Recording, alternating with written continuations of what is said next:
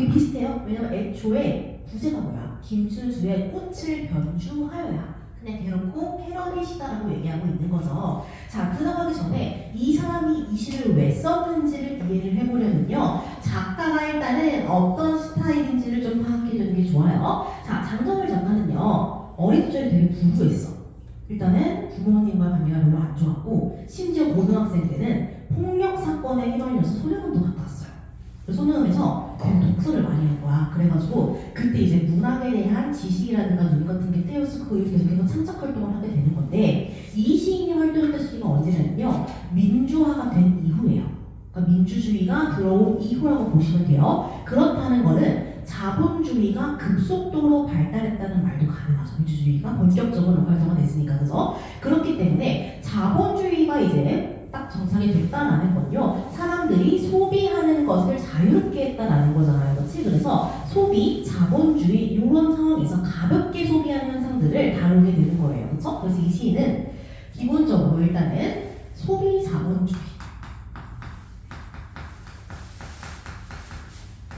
대한 시를 많이 썼고요. 기본적으로 우리가 이런 소비를 하는 게 가벼워지고 자본주의 사회에 있는 게 익숙해지다 보면요. 사람들의 행동이나 문화 이런 것들이 전반적으로 가벼워져요.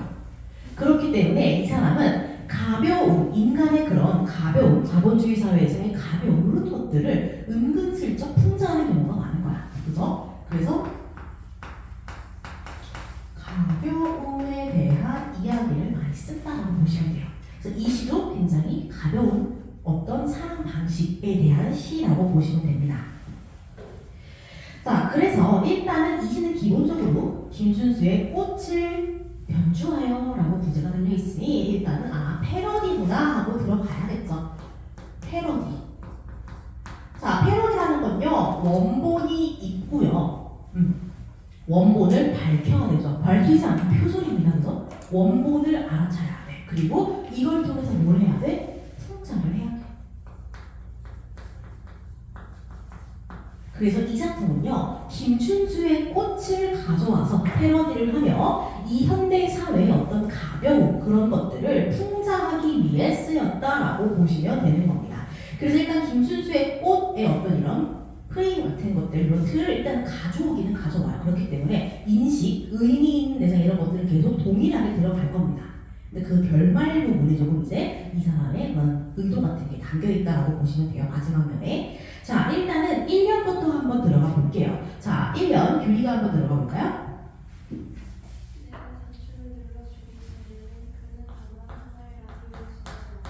그래요. 1년은 뭐예요? 단추를 눌러주기 전이에요. 우리 아까 김춘수의 꽃과 비교하면요. 어때요? 단추를 누른다는 거는 어떤 의미와 유사해요, 지금?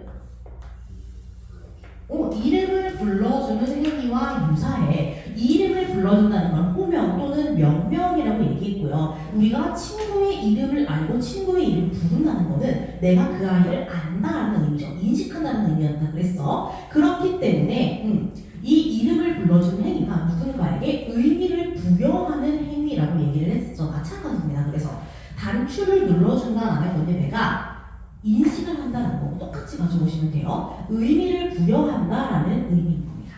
그죠? 그래서 얘는 의미를 부여한다는 뜻이에요. 단추를 눌러준다는 거.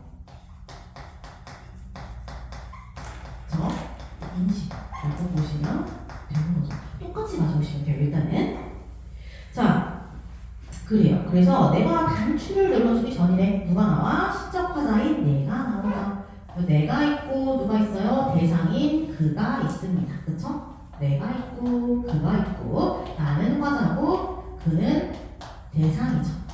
내가 뭘 눌러? 단추. 여기 버튼을 눌렀다는 얘기예요. 그죠? 그래서 내가 얘한테 단추를 눌러주기 전에는 그 전에는 무엇다는 거야? 얘는 하나의 그냥 라디오였대. 이 라디오는 뭐랑 유사해요? 앞에서 나왔던 몸짓이랑 유사한 거겠죠.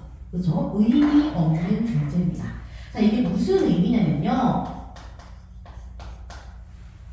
라디오가 여러분 눈앞에 있어. 근데 내가 버튼을 안 눌러. 그럼 라디오 소리가 나요, 안 나요? 그냥 정말 라디오라는 이름을 가진 기계 하나에 불과하다는 거야. 버튼을 누르기 전까지.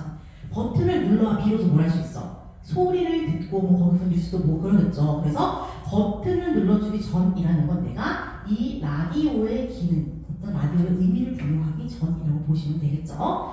자, 그 다음 한번 가볼게요. 2번입니다. 서희가 한번 읽어볼까요? 내가 그의 단추를 눌러줬을 때 그는 나에게 와서 전파가 단추를 눌러주었을 때. 그럼 누르기 전과 누르는 후가 나눠지겠죠. 마치 이름을 부르기 전과 이름을 부르는 후처럼, 그쵸? 눌러주었을 때. 그래요. 그는 나에게로 와서 뭐가 됐어? 하나의 전파가 됐어. 왜 하필 전파라고 할까요? 여러분들 라디오가 어떤 식으로 작동이 되는지 알아요?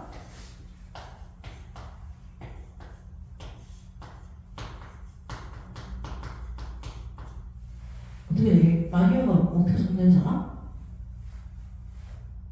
오, 모르는구나. 그래요? 이게 라디오는 우리가 주파수를 맞춰야 되잖아요. 특정 주파수에 맞춰서 전파를 감지해서 보는 시스템이에요. 그래서 라디오는 재난 상황에서도 그래도 전파만 맞추면 들을 수 있기 때문에 유용하게 쓰이는 거야. 그래서 전파가 되었다라는 거는 주파수를 맞추게 되었다라는 거죠. 주파수를 맞췄다는 거는 의미 있는 소리가 나온다는 거야, 거기서. 그렇기 때문에 내가 단추를 눌렀을 때 그는 어때요? 비로소 의미 있는 무언가가 되었다라는 뜻인 겁니다. 그래서 호명과 같은 역할을 하게 되는 거야. 단추를 누르는 것이. 그쵸? 그래서 단추를 눌렀다, 다른 말로 하면 의미를 부여했다라는 거죠. 라디오가 라디오의 기능을 할 수 있게, 즉 의미 있는 뉴스를 전달할 수 있게, 의미 있는 내용을 전달할 수 있게끔 무엇이 되었다? 전파가 되었다라고 봐야겠죠. 전파는 전달한다는 게 아니고 전자파 이런 뜻이에요. 전파. 그쵸? 그래서 얘는 의미 있는 존재라는 뜻이겠죠. 그는 나에게 와서 의미 있는 소리를 내는 사람이 된 거잖아. 그치? 라디오 주파수를 맞춰야 의미 있는 소리가 안 맞추면 이상하잖아. 자, 그 다음으로 한번 가볼게요. 자, 3년입니다. 유찬이가 한번 읽어볼까요? 내가 그의 단추를 눌러준 것처럼 너와 나의 굳어버린 핏줄 기와 생명을 사는 것들을 그를 가서 내가 그의 전파가 되고 싶다. 오, 갑자기 약간 내용이 많아지죠? 자, 한번 같이 볼게요. 자, 내가 그의 단추를 눌러준 것처럼 누가 와서, 아까 비슷하죠? 누가 와서 내 이름 불러달라고 했잖아, 그치? 굳어버린 핏줄기와 황량한 가슴 속 버튼. 여기서 이제 주제가 드러나기 시작한다고 보시면 되는 거예요. 그쵸? 내가 그에게 단추를 묘사하는 뭐야? 내가 그에게 존재의 의미를 부여해준 거야. 내가 그에게 의미를 부여해준 것처럼 누군가 와서 나한테 뭐 해달라는 거야? 굳어버린 핏줄기. 피는 어디서 나와요? 이건 과학이죠? 그죠? 피는 어디서 출발해? 심장에서 출발하는 거야. 심장이 멈췄다라는 건 무슨 말이야? 죽었다는 뜻이 아니에요? 심장이 막 굳어. 이게 무슨 말이야? 약간 문학적으로 생각해봐. 심장이 굳는 건? 문학적, 얘들아 우리 창작해야 되잖아. 문학적으로 생각해봐. 가슴이 굳었어. 심장이 굳었어. 그건 무슨 말이야? 감정을 느낄 수 없고 비슷해. 약천한 같은 거죠. 그쵸? 그래서 어떤 마음이 되게 황량한 거야.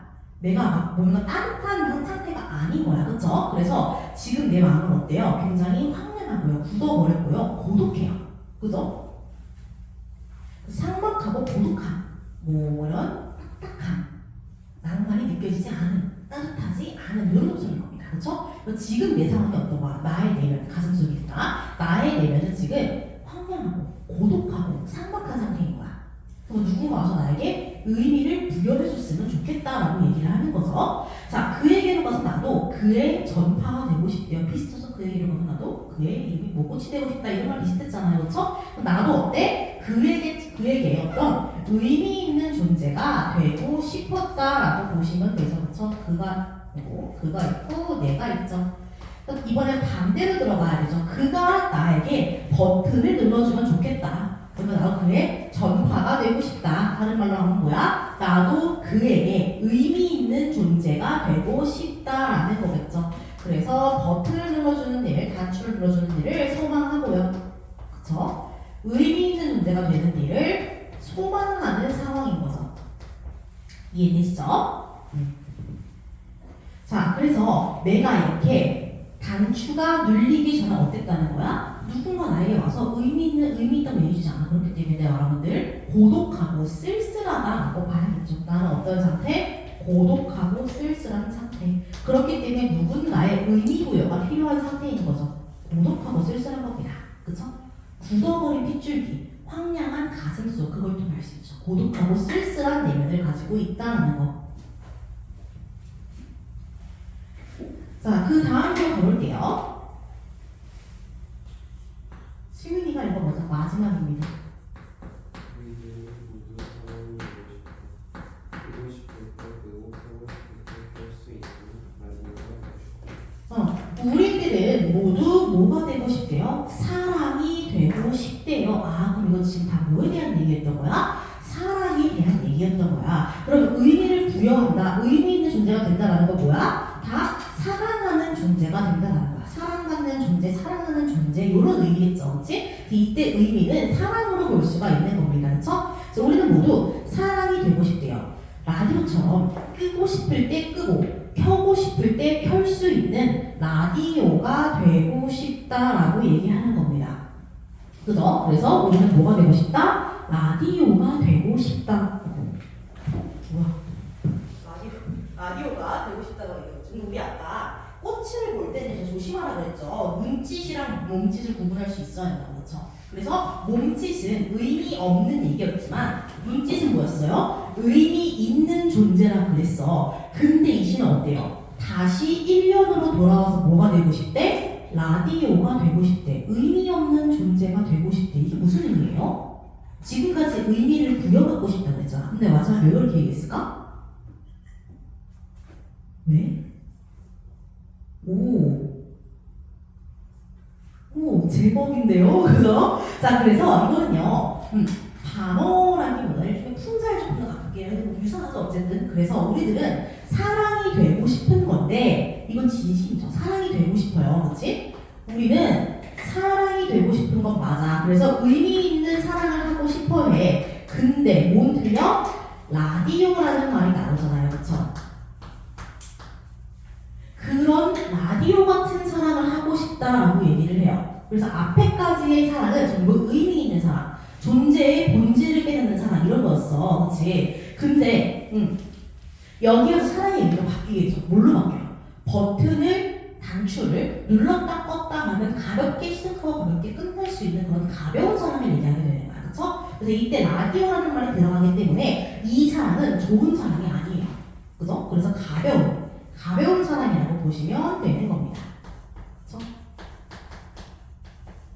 그래서 원래 사람 마음이라는 게 단추를 누르고 전원을 껐다 켰다 하는 것처럼 쉽게 시작하고 쉽게 끝나지가 않잖아요. 그렇지? 그런데 우리는 어떻다는 거야? 우리 뭘 하고 싶어 한다는 거야? 사실은 이렇게 가벼운 사랑을 하고 싶어 한다는 거야. 현대인들은 이렇게 라디오가 되고 싶어 한다라고 얘기하는 거야. 가볍게 사랑을 하고 싶어 한다라고 얘기하는 거죠. 그렇기 때문에 그 부분을 비판하고 있다라고 봐야 하는 거예요. 자, 앞에까지는 사랑 의미 있는데 이러다가 마지막에 확 틀잖아. 사실 현대인의 사랑은 어때? 인스턴트야. 가벼워. 편리 이렇게 얘기하고 있는 거죠. 그래서 이거를 비판하고 있다라고 봐야 되는 거죠. 비판하고 평정하고 있는 겁니다. 이거는 뭐랑도 연관이 있어요? 이 작가의 원래 스타일과도 연관이 있는 거예요. 소비 자본주의 하에서 가볍게 인스턴트식으로 뭐든지 끝내려고 하는 그런 가벼운 현대인들의 모습을 비판하는 거죠.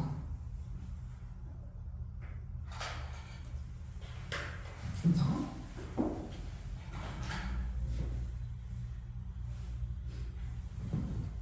현대인 굉장히 경박하게 사랑한다라고 보시면 되겠죠. 그래서 우리가 3년까지 봤을 때 되게 김순수의 꽃이랑 유사히 와 정말 멋진 사랑하고 싶은가 보다. 서로의 본질을 알고 싶은 사랑을 하고 싶은가 보다라고 생각을 하다가 사연을 보고 생각을 바꾸셔야 돼요. 알겠죠? 아, 이 사람은 사실은 정말 가벼운 사랑이구나. 전파처럼 버튼으로 맞추는 걸로 끝나는 사랑이구나 라는 걸 아셔야 돼. 그래서 이때 말하는 사랑은 굉장히 세모하죠, 사실은. 되게 부정적입니다. 가벼우니까. 그래서 전반적으로 앞의 시와는 되게 달라요. 느낌 같은 게. 앞의 시는 정말로 본질에 대해서, 실존에 대해서 다룬 거라면 여기서는 인간은 정말 가벼워라고 비판을 하고 있는 거죠. 그쵸? 그래서 여기는 진지하게 무언가 관계를 원하는 거고, 여기는 지금 진정하게 관계를 맺지 않는 상황을 비판하는 거다라고 보시면 돼요. 완전 반대로 들어가는 겁니다. 자, 그래요. 그래서 가볍게 작품만 한 번 더 정리를 해볼게요. 그쵸? 자, 그래서 이 작품은요, 풍자를 하는데 정확히 어떤 내용에 대한 풍자예요? 현대인의 가벼운 사랑, 현대인의 경박한 사랑에 대한, 현대인의 가벼운 사랑에 대한 풍자죠. 경박한, 아니면 인스턴트 이런 느낌이 돼요. 경박한 사랑에 대한 풍자다라고 표현했죠.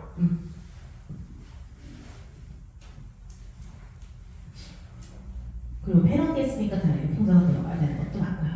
그래서 버튼을 눌렀다 켰다 껐다 켰다 하는 것처럼 가볍게 만나고 가볍게 헤어지고 이런 것들을 풍자하는 거다라고 보시면 됩니다.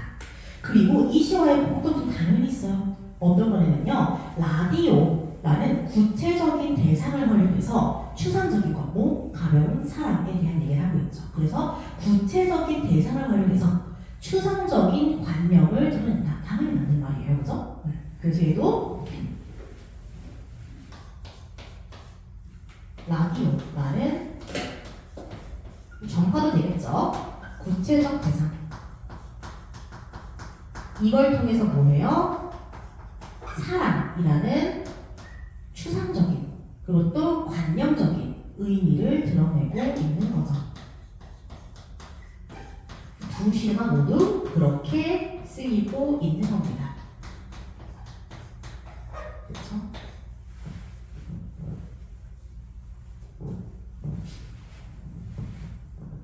이 시는요, 목표가 명확하죠. 패러디잖아요. 그래서 당연히 어때요? 풍자적이고 비판적이에요.